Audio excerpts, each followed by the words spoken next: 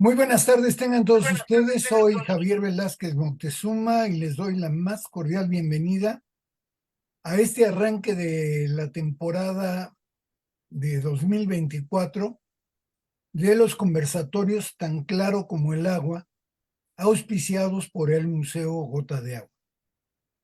Estamos muy contentos porque en este arranque de temporada tenemos la presencia del doctor Rolando Enrique Díaz Caravantes, que es del Colegio de Sonora. Bienvenido, Rolando. Gracias por Hola, estar aquí. hola, muchas gracias, doctor, por la bienvenida y saludos a los que nos estén escuchando o viendo por medio de las redes sociales. Eso es. Seguramente algunos de los que nos están escuchando recordarán que con Rolando tuvimos un primer programa un primer conversatorio que se intitulaba 9 años del derrame tóxico en el río Sonora. En aquella ocasión, Rolando nos empezó a platicar todos los matices trágicos que tiene este derrame, que ya lleva 9 años y que está lejos de resolverse. Entonces, en esa primera parte que nos dejó muy impresionados, hablamos de varias cosas, de los contaminantes, etcétera, pero quedó abierta la posibilidad de que hiciéramos una segunda parte. Y hoy, gracias a la gentileza de Rolando, del Colegio de Sonora, vamos a entrarle a la segunda parte donde vamos a hablar de plantas potabilizadoras, del asunto de la salud y de algún otro punto importante que ya Rolando nos platicará. ¿Es así, Rolando? Sí, sí, con mucho gusto. Podemos dividir el tema y digamos, la vez pasada platicábamos como centrándonos en este diagnóstico ambiental que hizo Semarnat y también complementando con algunos estudios que realizamos algunos investigadores sobre qué es lo que está ocurriendo. Y también ahora, o lo que proponíamos principalmente, decir qué atención institucional de las instituciones oficiales se ha hecho, hasta dónde han sido los alcances y cuáles son los límites, que desafortunadamente son más los límites que los alcances que ha habido. Claro. Entonces, si gustas, puedo hacer como un muy breve ejercicio de recordar lo que vimos la vez Sí, pasada y nos sí, metemos. sería bueno por si alguien no lo escuchó. ¿Qué fue eso del derrame en el río Sonora? ¿Qué Sí, fue lo que pasó hace 9 años que ajá. impactó tanto al medio ambiente? Cuéntanos, por favor. Sí, hace 9 años y medio, ya el 6 de agosto se cumplirían los 10 años, lo que ocurrió fue un derrame de 40.000 metros cúbicos de sulfato de cobre acidulado en el arroyo Tinajas, que a su vez se fue hacia el río Bacanuchi y el cual también es tributario del río Sonora. Entonces, lo que ocurrió ahí de esta mina, Buenavista del Cobre, que es subsidiaria de Grupo México, ellos en los primeros días decían que por exceso de lluvias y demás, pero ya después el gobierno federal hace un dictamen técnico donde ya dice que lo que ocurrió ahí fue una falla en el amarre de un tubo de polietileno en una de las piletas de lixiviados, de tal forma que confirma que fue un error de la empresa lo que ocurrió ahí. Entonces, a partir de ahí, ocurrieron diferentes cosas. Una de ellas, pues, fue una malograda indemnización que podríamos platicar al final de eso.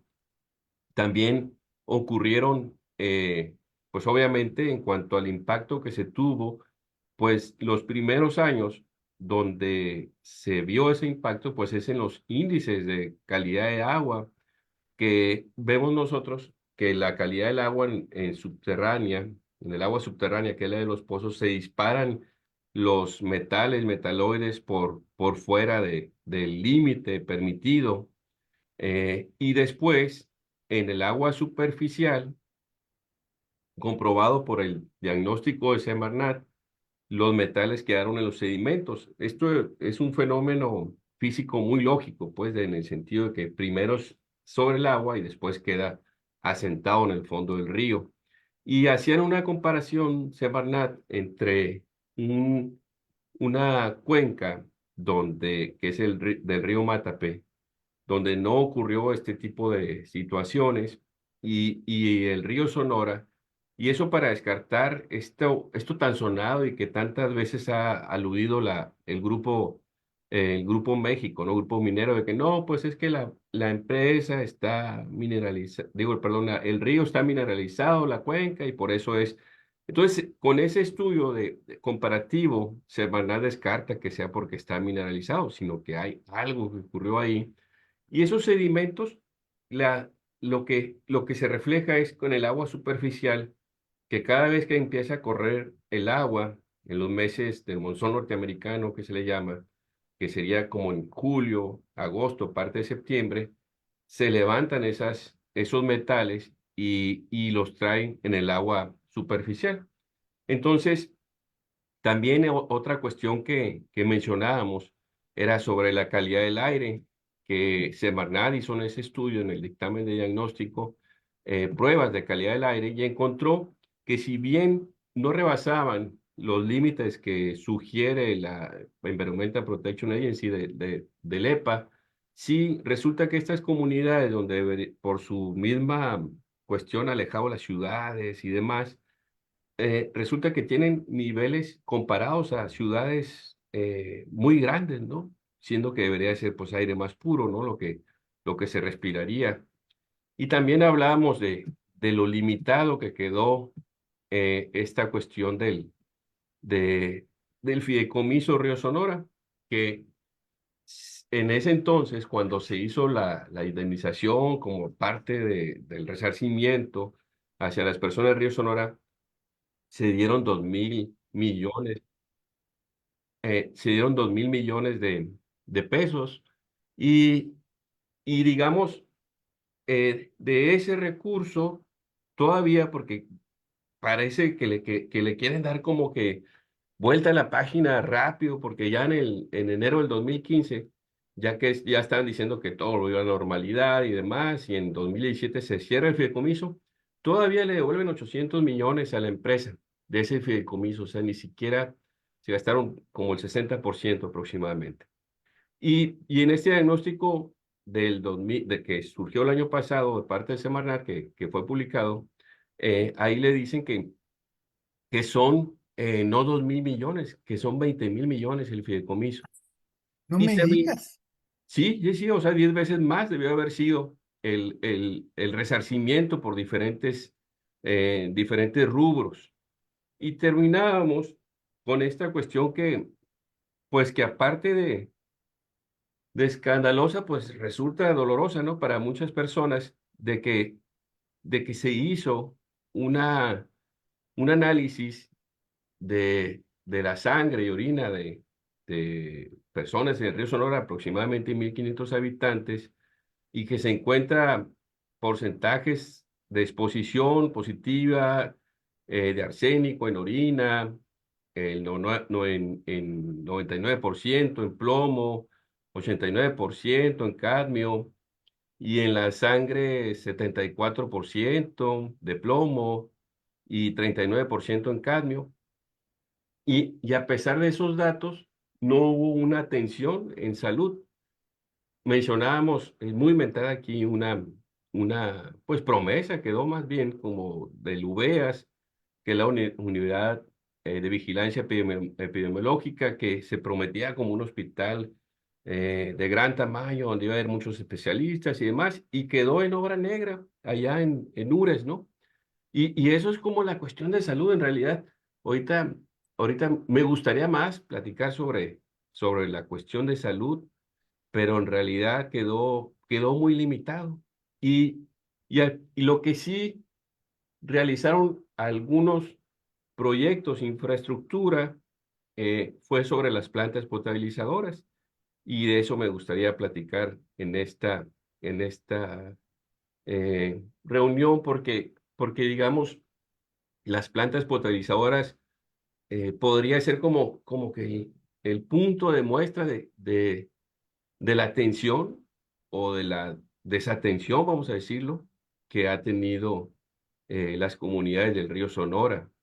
Muy bien, Eso sí, yo, le entramos a lo de las potabilizadoras, pero antes de eso, sí, ¿no nos quieres platicar un poco cuál fue el destino de esos recursos, de ese fideicomiso, sí, de esas, me imagino que de ahí se desprendían acciones de remediación o algo así?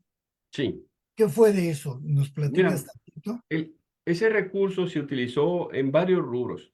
Uno de ellos fue una indemnización que fue de aproximadamente 15,000 pesos por vivienda de ahí de las comunidades del río Sonora.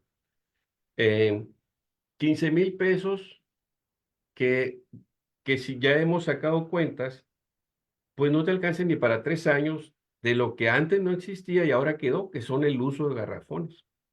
Gastan entre 15 a 20 pesos. Las personas usan como 3 garrafones por semana, 4 garrafones, dependiendo del número de habitantes. Y en 3 años, de los 10 que ocurrió, ya ese dinero de los 15,000 pesos, pues simplemente se usó en garrafones, vamos a decirlo. Entonces, fue un recurso muy limitado, pero aparte del recurso limitado que no le cumplieron en otras cosas, pues dices, ¿y cuánto vale la salud, no? O sea, obviamente las personas de Río Claro. Sonora eran pues 15,000 pesos, ¿qué, no? Este, entonces, otra parte de ese fideicomiso Río Sonora fue precisamente eso para las plantas potabilizadoras. Otro fue para una supuesta remediación que básicamente en la zona más cerca a la minera, rociaron cal ahí con los trabajadores, pero siempre existía como que la duda y qué tanto iban a provocar o a detener o remediar con esta cuestión de cal en las plantas potabilizadoras. Se sabe que hubo, o por lo menos eso dicen las cifras, un cierto número de camiones de carga que extrajeron tierra de la zona esa aledaña al río, pero se desconoce, porque eso también ya lo dijo Semarnat, se desconoce dónde fueron a dar ese tipo de cuestiones, ¿no? Entonces el año pasado también la misma Semarnat dijo, pues no hubo tal remediación, eso de estarle echando cal en la parte alta del río, pues no fue suficiente, ¿no? Y Echarle cal sí, obedece a alguna estrategia fisicoquímica, es decir, la sí, cal se iba a vincular con ajá, este. exacto, es para neutralizar, ¿no? El ácido. Ah, Entonces, con la cal se supone que iba a neutralizarse el ácido y ese iba a ser como la remediación, pero digamos, lo que dice Semarnat, pues palabras más, palabras menos, pues es que no es suficiente y además no se supo qué ocurrió con esos camiones de carga que tenían. Entonces, para ellos dicen, no hubo tal remediación. Y pero eso, digamos, el uso de la cal, que ajá, pudiera tener su lógica tiene su lógica, físico-química, así es. pero una vez que la cal se une al ácido, pues se formará un complejo que se irá al fondo del río o qué, pero algo pasa con él, ¿no? Sí, y la idea es, recuerda, ácido, como el pH, ¿no? Ácido y alcalinidad. Lo que hace la cal es como para neutralizar precisamente esta cuestión de los ácidos, como bien dices. Y ese fue otro uso. También hubo indemnización de las cuestiones de las personas que tenían 10,000 pesos por hectárea se les dio y demás, pero esta indemnización causó muchos conflictos y está documentado por algunos colegas que estuvieron en ese entonces sobre este punto, porque hubo varias cosas que menciona la misma población, de que había gentes que estaban viviendo en otra parte y que fueron por la cuestión del recurso. Y luego había pueblos que no necesariamente fueron afectados por el río Sonora y se les dio recursos. Y a otras personas faltaron y demás. Total que sigue siendo desafortunadamente, esta cuestión de la indemnización, un punto que creó tensión, diferencia entre los mismos pobladores, incluso dicen hasta las mismas familias, se creó esa tensión, lo cual no ayudó a remediar y demás, ¿no? Entonces también se usó un recurso pero no terminó esa obra. Yo no sé en qué pueda, es una obra inconclusa. La verdad es que desconozco yo cuáles son los procedimientos gubernamentales, pero una obra inconclusa de no sé cuánto invirtieron, se ve grande lo que vendría siendo el UVEAS, pero quedó inconcluso y también parte del fideicomiso lo utilizaron para eso. Se cerró el fideicomiso Río Sonora en el 2017, lo pongo así coloquialmente, como decir, como una estrategia de darle vuelta a la página, decir, ya, ya está remediado y Claro. vámonos para adelante. Entonces, y de eso, de ese, de todo ese asunto, lo que yo le di puntual seguimiento fue a las plantas potabilizadoras. ¿En qué quedó esto de las plantas potabilizadoras? Y si gustas, podemos entrar a ese tema de las plantas potabilizadoras y, por supuesto, abrir otras cuestiones de seguimiento. Claro que sí, Rolando. Nada más la última pregunta que te hago antes de entrar a Sí, lo de las plantas potabilizadoras. En lo álgido del problema, en lo álgido del derrame y demás, yo me imagino que estaba la Semarnat y los pobladores y el municipio y todo el mundo. ¿Participó el colegio? el Colegio Sonora no participó. Hubo un apoyo, según entiendo, para 3 grupos de investigadores eh, encabezados por la UNAM. Eso es lo que entendí. De esos 3 grupos, eh, ninguno era en ciencias sociales. En el Colegio de Sonora somos especialistas en ciencias sociales. Ese es nuestro perfil. Ninguno de esos 3 grupos de investigación, era en ciencias sociales. Entonces eran como mediciones, biofísicas y demás.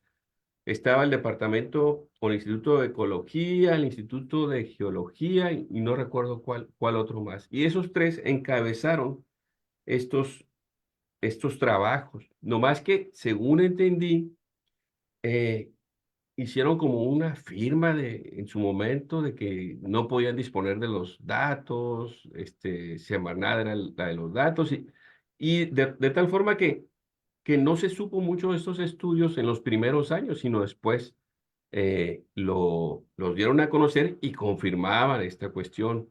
Pero digamos, estamos hablando de que a los 4 años, por decir algo, solamente hubo un estudio el del Instituto de Ecología, el ANSI, que fue el que salió salió los resultados confirmando el daño ecológico, ¿no? Entonces, en el Colegio de Sonora, nosotros hicimos nuestro trabajo con tesistas, con pequeños proyectos y demás, porque como te digo, en ese entonces no hubo una visión de la cuestión social. Entonces, entre un colega, el doctor José Luis Moreno, y un servidor, y otras también investigadoras, pues encabezamos así tal cual, perdón, con proyectos de tesis, empezamos a investigar esta cuestión. Y muy pronto eh, estamos ya en la edición de un libro que esperemos salga pronto, platicando precisamente sobre desde los estudios sociales cuáles son los alcances, limitaciones eh, que se pudo ver en cuanto a pues esta tragedia, este desastre, ¿no? Y, Ojalá ese libro lo presentemos aquí. Tienes las puertas abiertas sí, con todo gusto. para presentarlo aquí. Y quiero enfatizar en lo que estás diciendo, Rolando, porque creo yo que esa es una gran falla que seguimos teniendo, ¿no? Sí, No se, hay un grave problema y no se apoyan en las comunidades académicas, ¿no? así es. Sino que ya, así como incidentalmente, hay que medir tal elemento, pues tráiganse a alguien que sepa medirlo ya, ¿no? Como Claro. unos técnicos. Y no Sí, se sí. hace una fuerza coordinada de universidades, institutos, colegios para atacar el problema. Yo creo que cuando lo hagamos así, vamos a tener mejores soluciones, ¿no crees? Sí, totalmente de acuerdo. O sea, lo que refleja esos primeros años de, esta cuestión de lo que ocurrió y cómo se conformaron los grupos, es que hay una centralización de los esfuerzos, ¿no? También. Y, y aquí como que un problema tan complejo, aunque ya esté trillado el concepto, pero requiere de la interdisciplinariedad. Y ese ser interdisciplinarios, desafortunadamente, eh, requiere que, ten- que hagamos pautas entre los diferentes investigadores. Por supuesto, yo diría, pues, incluyendo las ciencias sociales, no todo fue biofísico, pues, ¿no? Pues sí, Entonces, es un trabajo que está pendiente y yo lo que digo, por supuesto, es un tema que todavía está vivo, la sensación y demás, pero hay que ir haciendo aprendizajes a la par de ir resolviéndolo, ¿no? claro, Y no se ve tan claro como que esta tragedia nos haya aleccionado como para estas cuestiones de aprendizaje, ¿no? claro, pero a lo mejor todavía no es tarde, Rolando, Sí, porque sí, lo sí. que es cierto también es que la mina iba a estar, ¿no? Ujú. Van a Sí, pasar los años y ahí va a estar. Los institutos, la academia y todo lo demás, ahí van a estar. es Van a verdad, pasar los años y ahí van a estar. es verdad, Los que no van a estar son las autoridades del es verdad. Semarnat, ¿no? Entonces, no se puede estar dependiendo de alguien que tiene chamba 4 años o 5 años y se va a ir, ¿no? Así es. Entonces, Ujú. el liderazgo de las acciones las tiene que tomar la academia, ¿no? Sí, Déjame darle la bienvenida al doctor Juan José Santibáñez, que es el director del Museo Gota de Agua. Juan José, qué gusto que andes por acá con nosotros.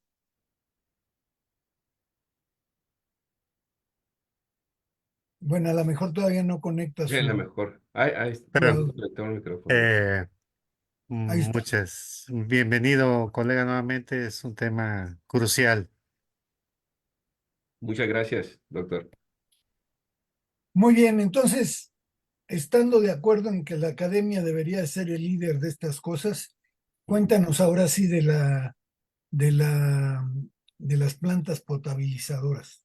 Sí, con todo gusto. Y sí, reiterar este, de que la academia tiene que cuidarse también de estos famosos, ¿cómo le llaman? Contratos donde firman de que no pueden dar los datos de lo que ocurre, ¿verdad? De Porque confidencialidad, confidencialidad este, porque, porque eso pues les ata las manos al querer publicar, ¿no? Y demás. Entonces, pues sí, si nos están escuchando aquí formando, ¿no? De investigadores, pues eso no debe de ocurrir, no debe existir, ¿no? Y esa es cuestión de repente de que las mismas, la academia que hace consultorías y demás, ay, no, pues, no, pues trabajas para el bien público, ¿no? Al fin y al cabo, pues son recursos públicos, ¿no? Lo que recibimos. En fin, en cuanto a las plantas potabilizadoras, pues lo que te puedo decir es que en 2015 se prometió se instalarían 37 plantas potabilizadoras, lo cual en 2016 cambiaron de parecer y dijeron, no, pues 28 plantas potabilizadoras para eliminar metales. Ya para el 2017 había 10 plantas potabilizadoras. De las cuatro, cuatro, perdón, eran móviles, así tal cual una planta en una traila, ¿no? En un remolque. Eh, y 6 eran fijas. Entonces, un estudio que nosotros hicimos en el 2019 y publicamos en el 2021, pero con todo gusto lo voy a actualizar porque le hemos estado dando seguimiento al tema, ¿no? Más allá del estudio. Pues ahí lo que hicimos es, bueno, ¿y qué pasa con estas 6 plantas fijas? ¿Qué es lo que está ocurriendo? ¿Están funcionando? Porque se decía, bueno, ya están 10 plantas potabilizadoras, pero uno como académico no tiene que quedarse, o sea, tiene que tener la duda, ¿no? La curiosidad académica y pues dijimos, pues vamos a ver qué está ocurriendo, ¿no? En realidad, Claro, con claro. esto.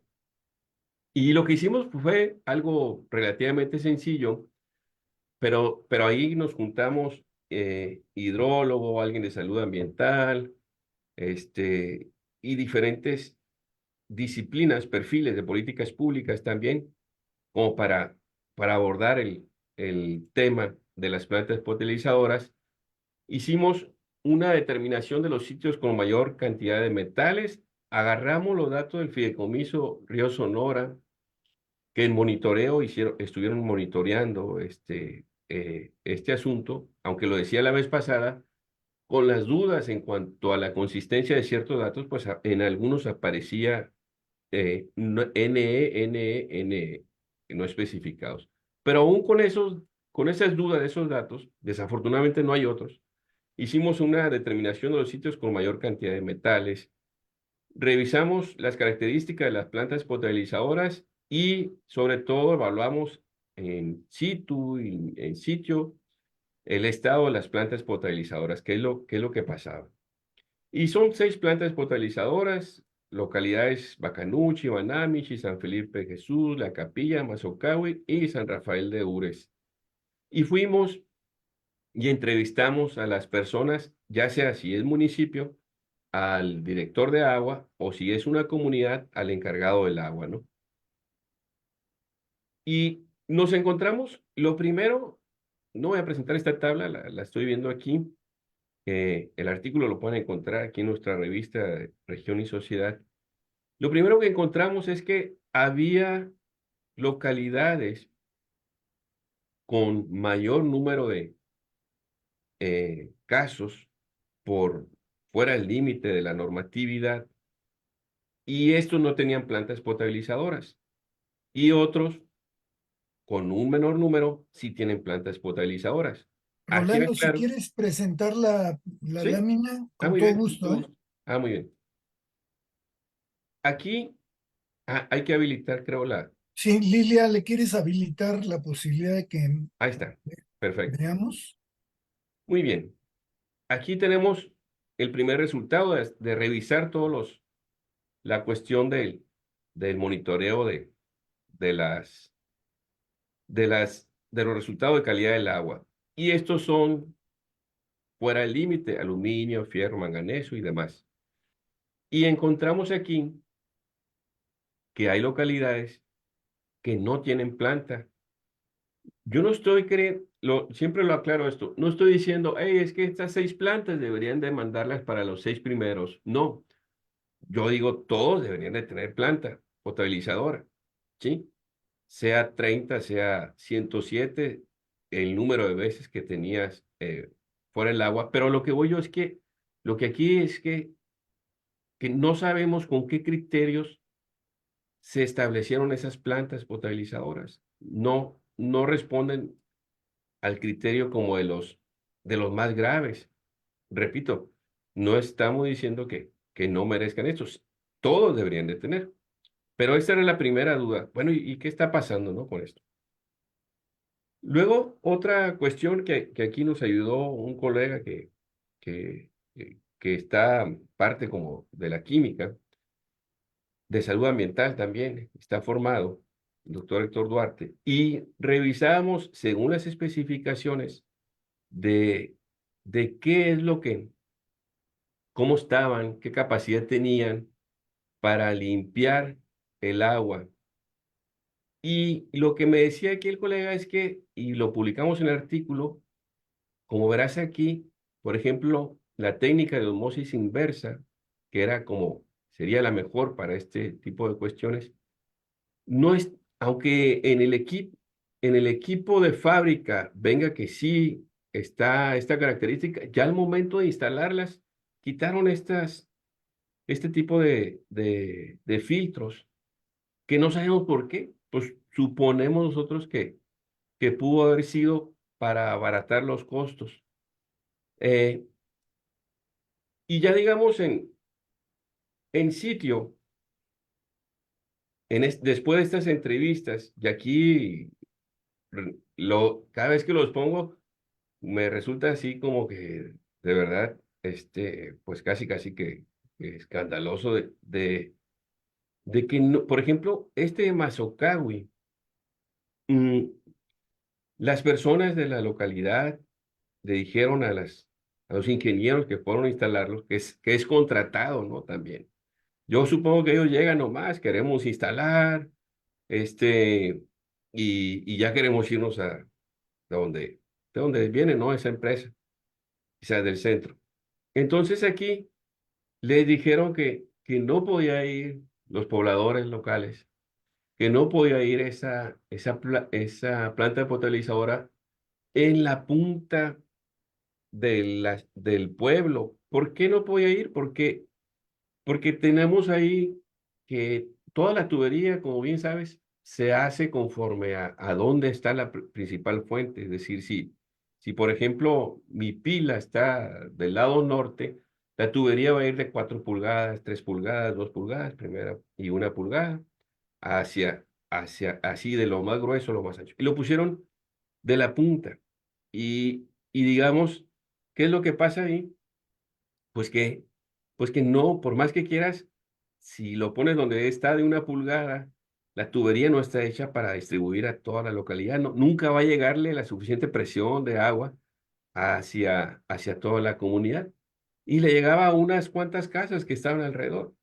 Increíble, pero es verdad. Entonces, todavía sigue estando así, esa distribución.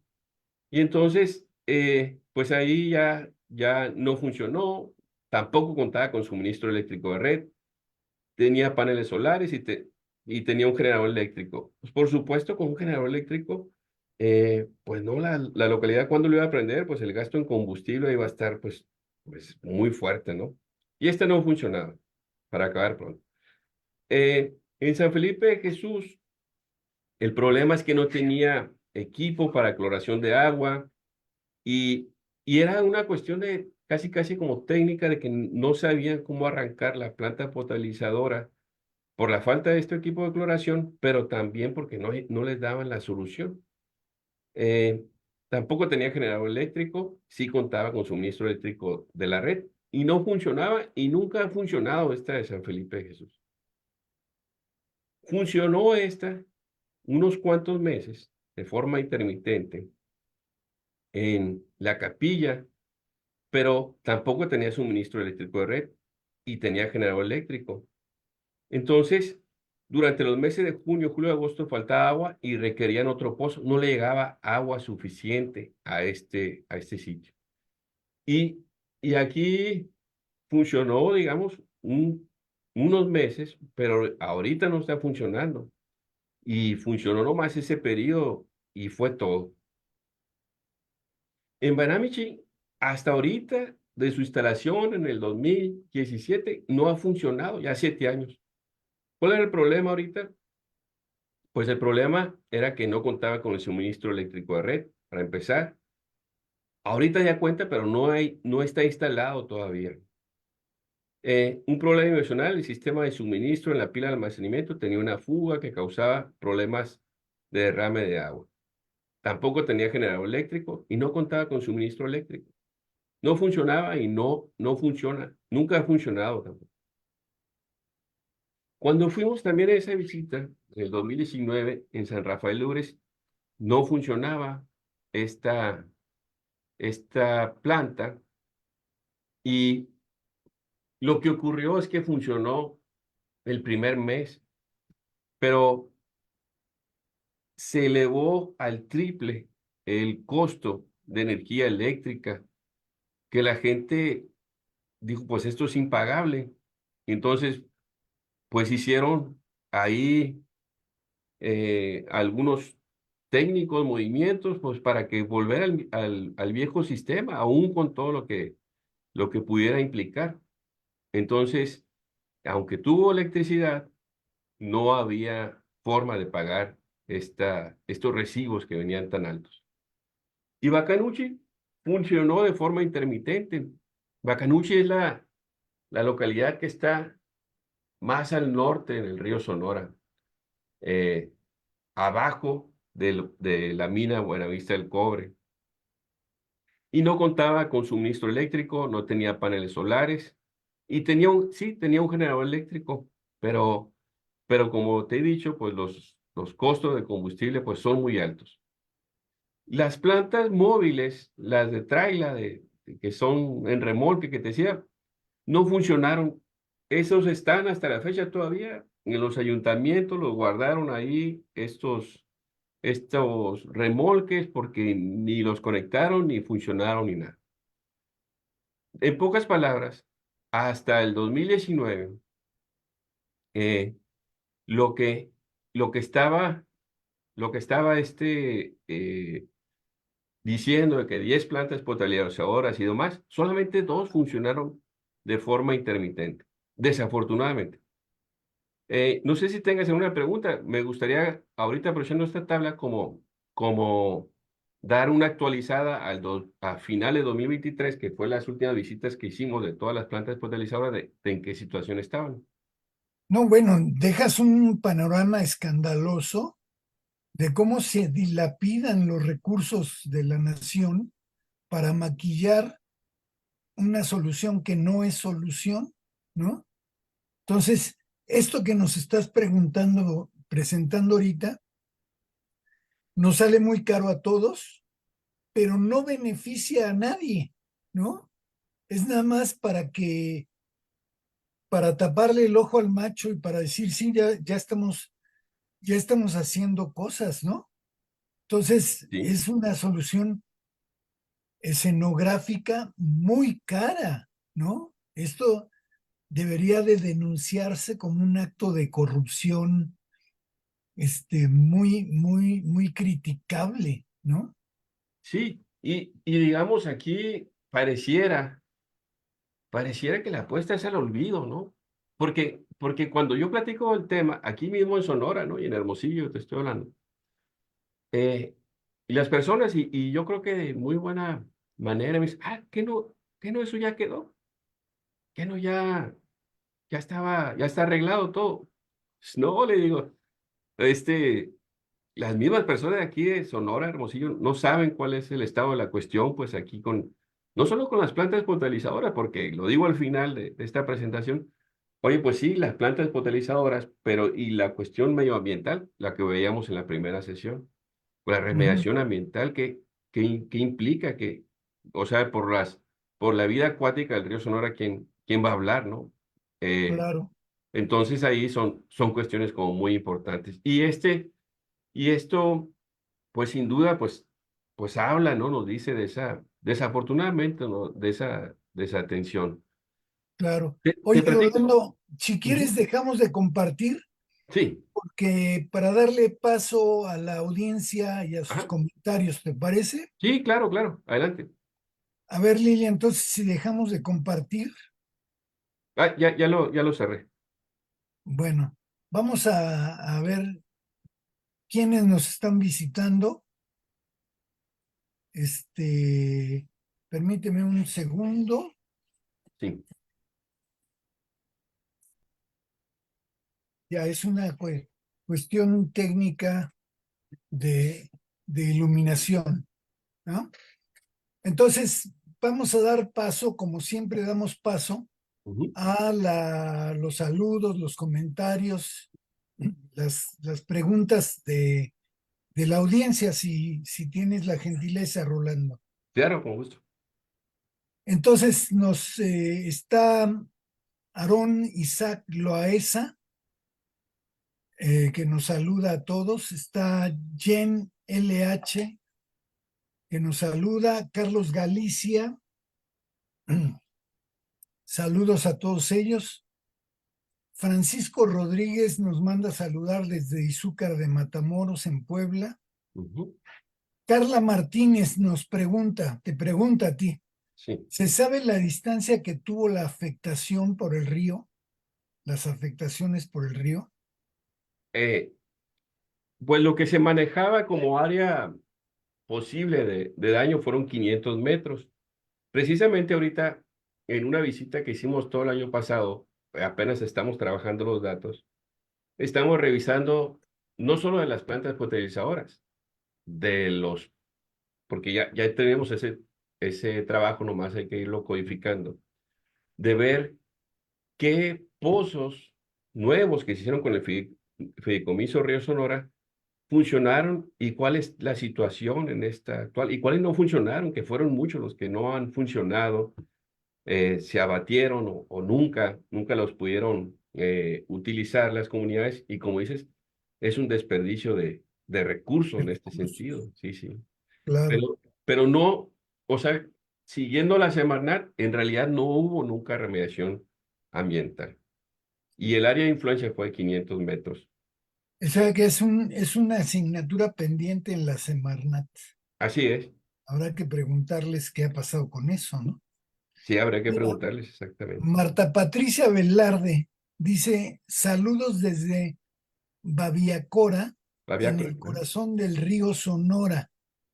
Muchas gracias al doctor Rolando Díaz y al Museo Gota de Agua por hacer eco de este grave problema en nuestra región. sí, muchos saludos a Marta Patricia, ella es parte de los comités de Cuenca del Río Sonora, les mando saludos a todos, aparte de la solidaridad. Yo creo que lo peor que podría pasar en este caso es que se olvide esta situación. Ya Claro, más allá de todas estas cuestiones académicas, me parece que sí, la apuesta parece es al olvido, ¿no?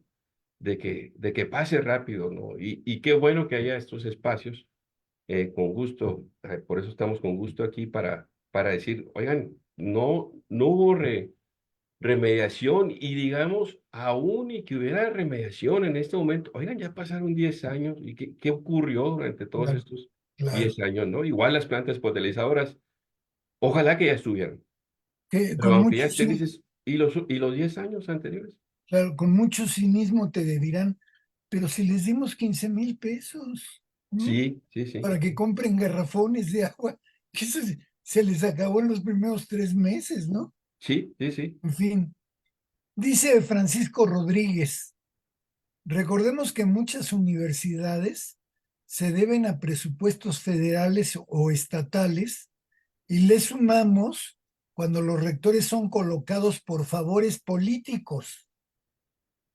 Eso limita la acción de la academia, ya que es atacar al mismo Estado.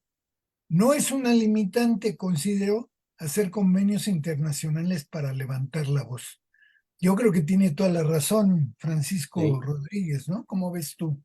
Pues lo veo bien, sí. Yo creo que nos debemos a, a, a la cuestión pública, ¿no? Y digamos, porque recibimos recursos públicos y por lo tanto, yo debe ser la academia una voz crítica en este Claro. tipo de cuestiones y es sí o sí, esa es mi postura Los personal y bueno, recursos que recibe la academia son para revelar la verdad, así para es generar nuevo conocimiento, y no eso para no ser se paleros de nadie. Así es, y eso no se pelea para nada con hacer ciencia. Al contrario, creo que el hacer ciencia es esto, revelar la verdad y qué es lo que está ocurriendo, por supuesto, en estas situaciones tan críticas, ¿no? Tan graves. Te pregunta Carlos Galicia, ¿cómo afectó a la fauna? Fíjate que ahí es interesante, porque les decía yo la vez pasada que el diagnóstico de Semarnat, y es un pendiente, eh, el diagnóstico de Semarnat lo que hizo fue utilizar la cuestión de los insectos, los artrópodos, para ver cuál era la afectación o la posible afectación para flora y fauna. Lo usó algo así como en inglés le llaman como un proxy o un indicador indirecto, ¿no? Pero es un gran pendiente por supuesto, para Semarnat y también para la academia, de el grado de afectación en, por ejemplo, la vida acuática del río Sonora. Lo que nosotros hicimos en el 2018 fue revisar en base a unos lineamientos de Conagua que dicen los límites para la protección de la vida acuática, cuáles son, cuáles rebasaron y cuáles no, un poquito similar a lo que hicimos en cuanto a los pozos para agua potable. Y ese ya está publicado, ese que le estoy diciendo, 2018.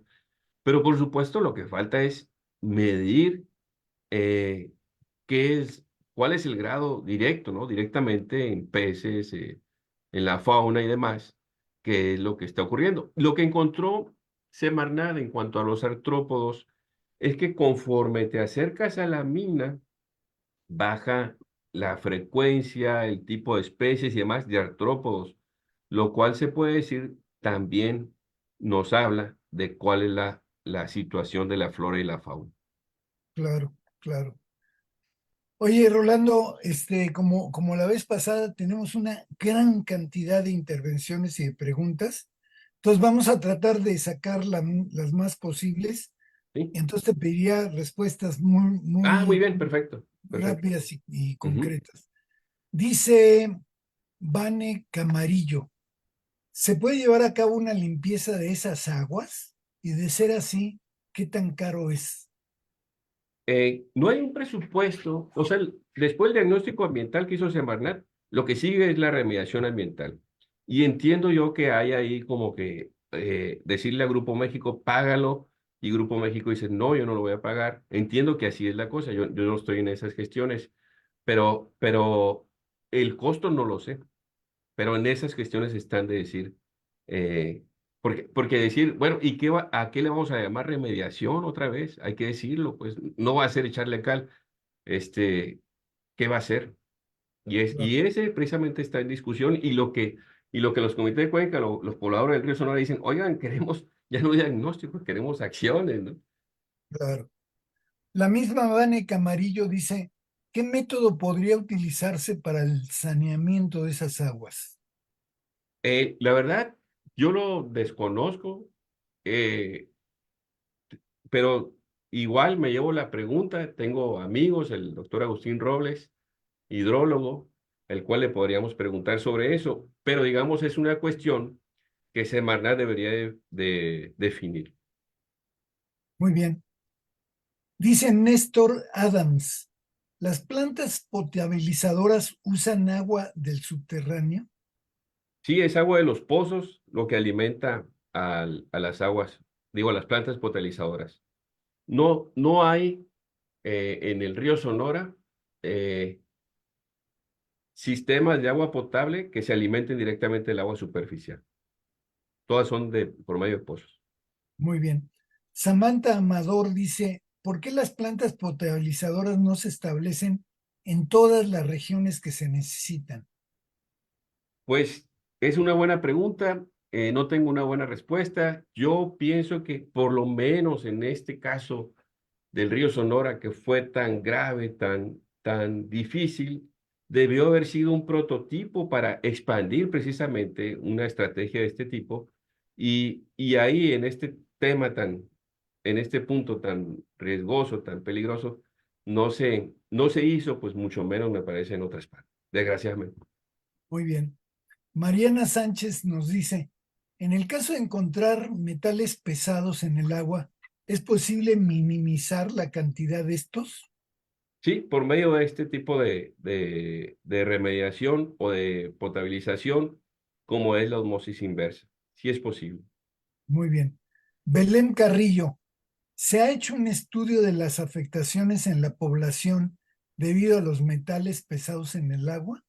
Sí, lo hizo Senaprece a finales de 2021, lo dio los resultados en abril de 2022. En el video anterior de esta, que fue en febrero, presento más los datos sobre esto. Pero sí hay una afectación por medio de esos estudios de sangre y orina, ¿no? Los que mencionamos al inicio de este video. Sí, sí. Joseph Canto dice, ¿quiénes son los encargados de colocar las plantas potabilizadoras? ¿Su instalación es muy cara? Sí, es costosa, estamos hablando de millones, alrededor de 5 millones cada una. Debería ser la Conagua quien esté encargado, pero la Conagua es que tenemos un entramado de instituciones ahí que de repente ya no se sabe a quién le tocaría, porque la Conagua dice yo sí, pero yo te entrego el agua en bloque, tú encarga de potabilizarse, y le dice a la Comisión Estatal del Agua, y la Comisión Estatal del Agua le dice a los municipios, pues ustedes encárguense, pero los municipios no tienen forma o capacidades para este tipo de obras y demás. Total que, por decirlo coloquialmente, nomás ahí se están aventando la bolita. Sí. Marifer Jiménez dice, ¿hay algo que se pueda hacer legalmente? Retomando un poco el tema sobre que la academia no debería estar limitada por alguien que solo va a estar en el cargo 4 o 6 años, quizá valdría la pena promover un amparo, pues a las comunidades se les está negando, por lo menos en el primer momento, su derecho a un medio ambiente sano. Ah, me Y parece la verdad es correcto. que ahí el trabajo de los comités de Cuenca de Río Sonora ha sido por este medio, la vía legal, judicial, demandas, amparos, ha habido muchos, en algunos el Poder Judicial le ha dado la razón, como esta cuestión, a ver si nos da tiempo de platicarlo, de la nueva presa de Jales, que se hizo sin consulta y demás.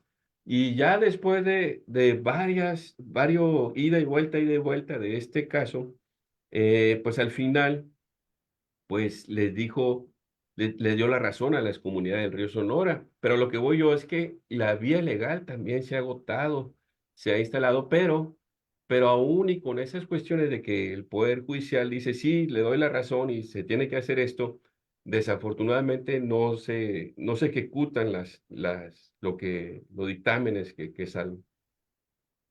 Armando Murrieta dice, ¿qué plantas sí están en un uso al 100%? Ya Ninguna. que se sabe que muchas no están trabajando como se debiera. Ninguna, en este momento ninguna Ninguna. está trabajando.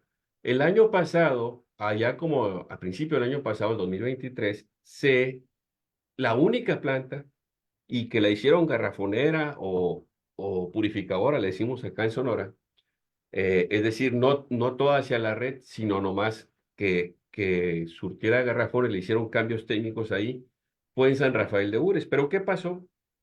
Que ni les llevaban los reactivos para poder hacer la purificación del agua, ni les pagaban al operador, y la misma COFEPRIS les dijo, oigan, lo vamos a multar porque no tienen suficiente calidad del agua. Pues la gente dijo, pues estamos simulando aquí, pues vamos a cerrarla. Ellos mismos dijeron, o sea, parecería que tenemos una purificadora, pero no.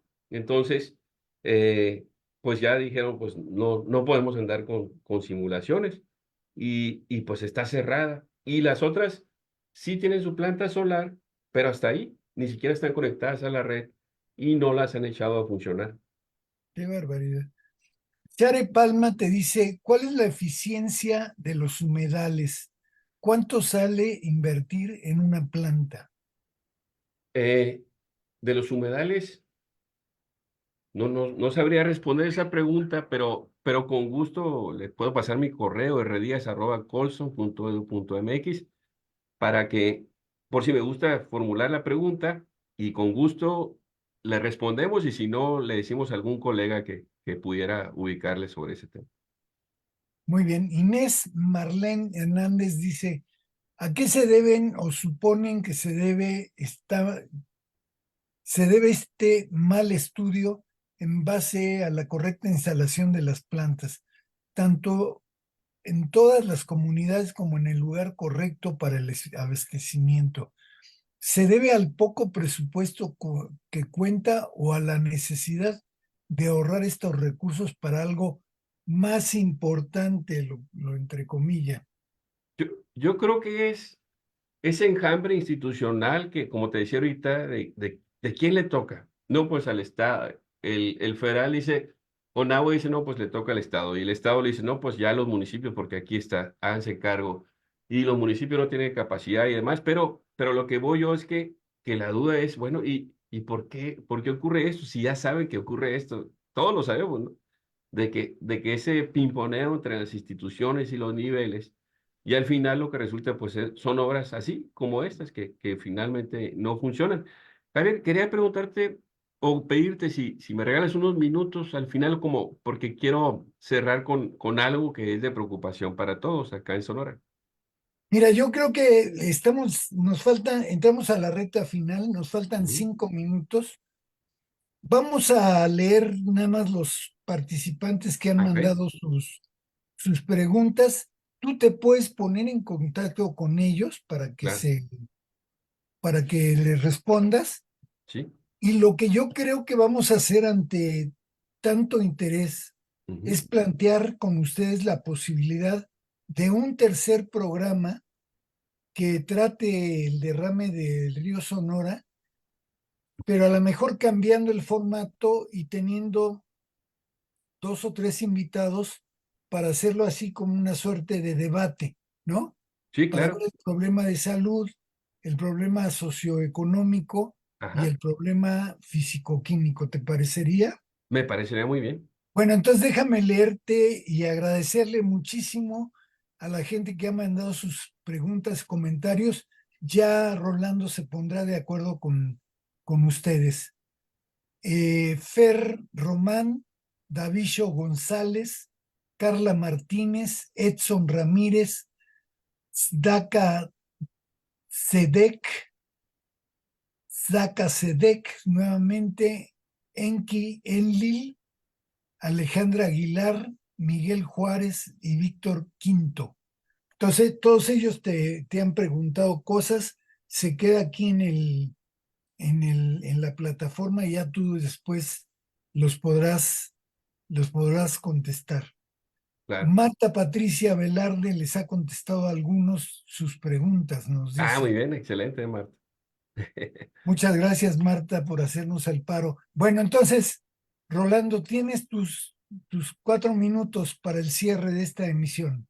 Sí, con todo gusto. No quiero dejar de mencionar algo que es preocupación para todos los que vivimos en la cuenca del río Sonora, incluyéndonos, ¿no? Lo de la ciudad de, este, de, de acá de Hermosillo. Y es esta cuestión de la nueva presa de Jales que se le conoce, que ya ni tan nueva porque ya ha funcionado desde 2015. Casualmente, fíjate qué interesantes son esos datos porque en el 2015 está, de 2014, perdón, ocurre el derrame y esta nueva presa de Jales la empiezan a operar en el 2015. O sea, después del derrame, comienzan con esta cuestión.